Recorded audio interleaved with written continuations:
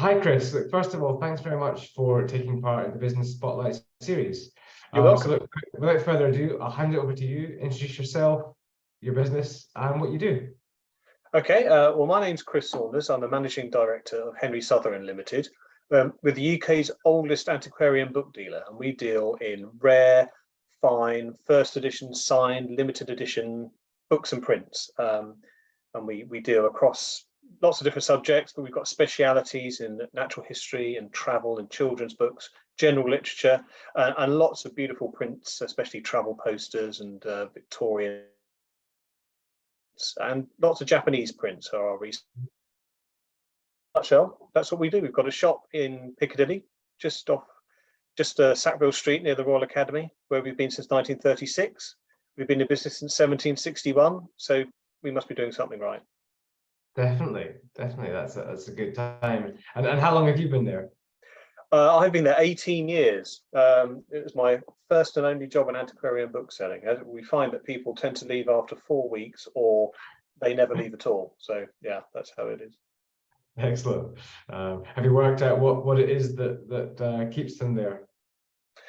It's partly we've got quite a friendly atmosphere and everybody gets to know each other. It's a small, quite close-knit team, and it's also, you're dealing with amazing things coming in. You see books and prints you might otherwise not see. You're dealing with really interesting people. So if it is the world for you, and it isn't for everybody, but if it is for you, it's just a great place to work. It's friendly, it's interesting, it's stimulating, and frankly, once you get into books, you wouldn't want to do anything else. Excellent. So look, you mentioned obviously that it's friendly and that you like people to come in. Who are your sort of typical customers? There are two types really. There's the very serious collector. There are people who are building up a library in a particular author or subject. They'll often be quite academic, or they're leaders in their field in some way or another.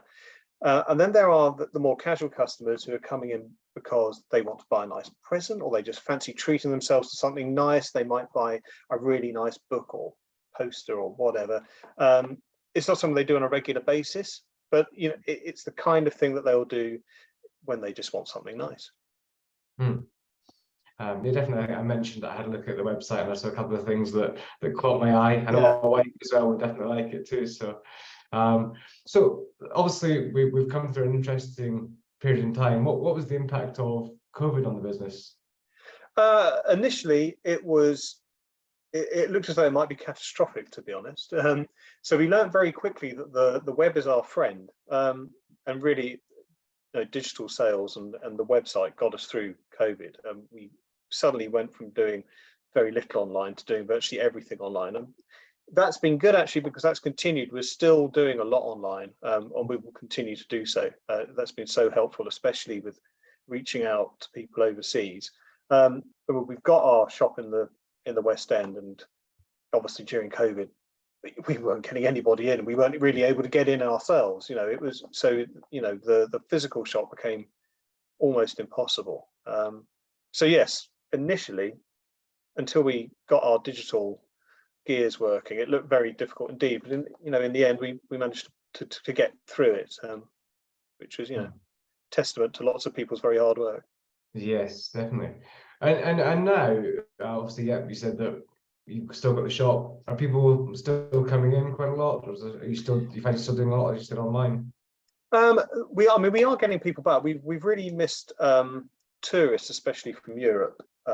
We've had a fair number of US visitors, but from other places in Europe, it's been very down. It's not been helped by the fact that they're continually digging up Sackville Street because they're rebuilding various bits of it. So for various reasons, we're not getting as much footfall as we used to do. But people are coming back into the shop. And what's nice about it is it's, you're buying a physical thing, you're buying a lovely object, and it's really nice for people to be able to pick those up and look at them and smell them in person. So there is a place for that. But I think that more and more things are shifting online really, and sort of distance selling. We sell a lot from our catalogues, which we do either online or a printed mailed out version, and they're quite an important source of revenue alongside the physical shop. Excellent. Was the catalogue, did it exist before COVID? Yeah, I mean, we've always done that. That's a very traditional method of antiquarian book selling. Is you have your mailing list and you send out a couple of catalogues a year. It used to be a purely hard copy thing, and now we do them online as well as hard copy. And between the two channels, it works very well. Great. And we talked a little bit there about the future, and obviously that digital side being a key part. What would you see the main challenges for your business moving forward? Really, it is working out what we could do with the physical space when fewer people seem to be coming in. Rents don't seem to be getting any easier, despite what we hear in the press. Landlords don't seem to be reflecting the drop in real estate values. Certainly, renting out to people like us. That is going to be the challenge. Is really what do you do with physical, and how do you make digital really work for you? We can't drop physical side completely. We wouldn't want to, because we're dealing in physical things, but there's a relationship there that needs to be sort of worked out for the future. Yeah, makes sense. And on a different note, I mean, for yourself, obviously you've been in the business for a long time. What would you say your biggest learning's been in the time that you've been working there? I think it's very different being a book dealer and being a managing director. I started off as somebody who's just buying and selling books, which in some ways is the purest job in the world. You buy something beautiful, you find somebody to buy it, and you sell it to them, and that's great. The difference comes when you take over running a business and you realize actually there's so much more involved in running a business. It really comes down to relationships, not just between you and the customer, but you and the staff, and the staff with each other. And in the end, it's all about just, managing people, which is actually, there is no science to this. It's all it's an art, and it's extremely difficult to master. And I think that's been the real learning curve. Is everybody is motivated differently, reacts to different things, responds in different ways, whether they're a customer or a member of staff. And dealing with that is kind of fascinating and sometimes a bit daunting. But yeah, I think that's what you learn. Yeah, excellent. And I think we definitely see that pattern with other business owners, where it's sort of as a specialist and having to move to be more of a generalist to run the actual business. Yeah, well, there's no sort of training course for this stuff. You have to just kind of do it, don't you? So yeah. Great. And in a similar or slightly different vein, have you got any advice you would give to your 18-year-old self? My 18-year-old self did not imagine he was going to become an antiquarian book dealer. I don't know what he thought he was going to do. And I think I would advise him not to do anything differently. I fell into book selling by accident and I loved it. It's not the kind of thing you plan to do, and I think it's actually not a bad idea. If you get to 18 and you don't know if you want to be a lawyer or a doctor or something vocational like that, don't panic, because something will come along that you fit right into. You might just not know it yet. Don't worry about it. Yeah, great advice. And what inspires you, Chris? What inspires me is still really when you see an amazing book come in and you've never seen it before, it's brilliant, and you know exactly who will want it and who will react to that.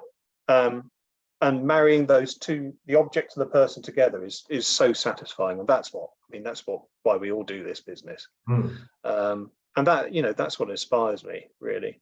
Just being able to bring people together with something that they'll love. There's no feeling like it. Fantastic. And based on that, I guess that you mentioned the relationships. So that's also then about your knowledge of your existing customers. Yeah. I mean, we have some collectors who've been buying with us for 20 or 30 years, and you get to know those people really well. Obviously it's a commercial relationship, but it is also more like a friendship in many ways, because their tastes and their collection sometimes better than they do, because they can't always remember where they bought this, whereas you remember, I sold you this thing and it was like this and so.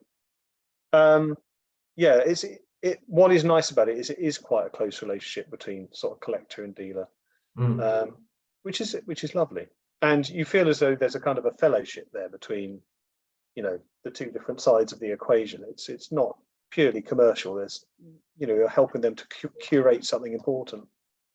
Yeah, that's great. So there's a rewarding side of it as well, as you say. Oh, absolutely. Yeah. Yeah. And just out of interest, how do you find you do that? Are you very good at keeping it in your head, or do you use a system? No, we keep on being shown sort of bits of software that will do this kind of stuff, and none of it compares to just knowing someone and remembering things. And artificial intelligence at the moment just isn't up to the connection between humans, I don't think. So yes, a lot of it is just your knowledge of people and your knowledge of things. Good memory. Yeah. Excellent. Look, thank you very much. And look, as a final thing, is there any offer or news you'd like to share with our audience? I don't know when this is going out, because obviously at the moment we're running some Christmas events in the run up to Christmas. So if anybody wants to come along to our late night shopping on the 20th of December, they'd be very welcome. If anybody would like a copy of our Christmas catalogue, they just need to go online or get in touch. So yeah, everybody is very welcome. Perfect. Thank you very much. Look, really interesting to learn about, a slightly different business, and great to find out, the things you find rewarding and inspiring within it. And thank you very much for taking part. You're very welcome. Thank you.